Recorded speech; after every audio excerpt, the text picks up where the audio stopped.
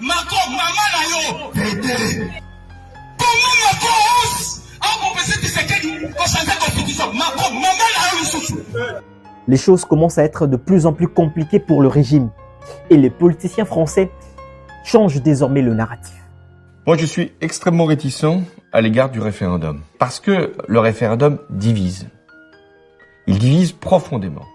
Et même le média international, d'habitude très diplomatique, mais ils ont changé leur fusil d'épaule.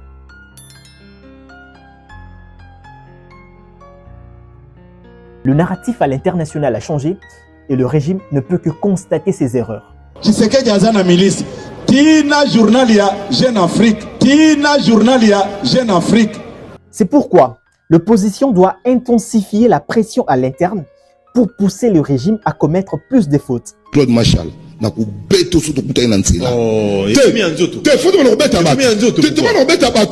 Les pouvoirs pensaient dribbler tout le monde le 28 mai dernier en faisant passer la loi sur le référendum à l'Assemblée nationale.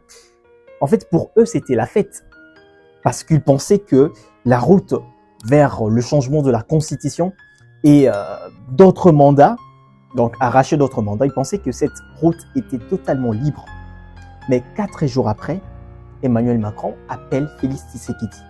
Dans son tweet, Macron parle de l'Ebola et de l'insécurité à l'Est.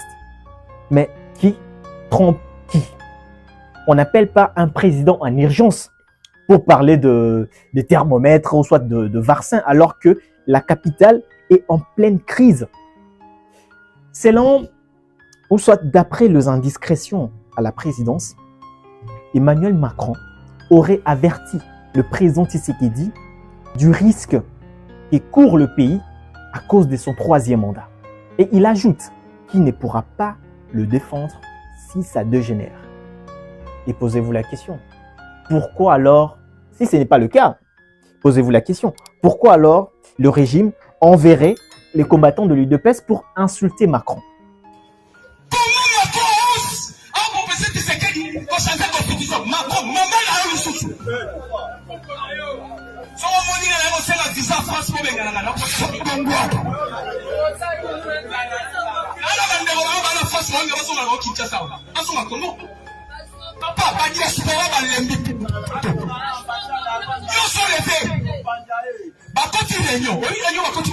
Et si cet appel n'était qu'une simple discussion amicale sur la santé, alors pourquoi le parti présidentiel a-t-il perdu son calme? Mais lorsqu'on regarde le média actuellement, surtout les médias étrangers, on constate que le régime commence à être vomi. Qu'on a tendance à oublier un petit peu ce bassin du Congo, alors qu'il y a des dynamiques extrêmement complexes, notamment au niveau de l'insécurité, au niveau de la déforestation, au niveau de l'exploitation minière, de la subsistance des communautés locales.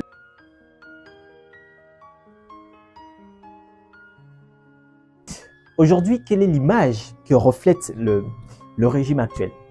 Aujourd'hui, le régime actuel est perçu comme un régime autoritaire qui cherche à s'éterniser au pouvoir, qui installe la terreur, qui arrête les opposants pour installer la terreur. Mais la pression extérieure se limite par de simples déclarations parce que le président Tshisekedi est en plein mandat. Son mandat n'est pas encore fini, il est en plein mandat. Mais le jour où il épuisera son mandat, ce jour-là, et les choses, soit la pression, va changer de dimension. On l'a connu avec François Hollande.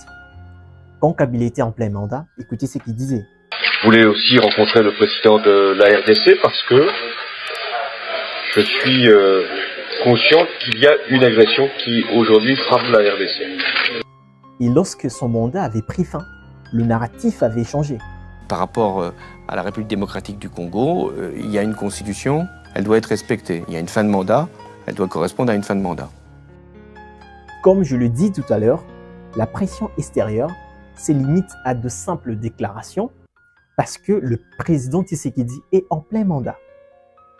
Quand son mandat prendra fin, là, il perdra sa légitimité sur le plan national et sur le plan international.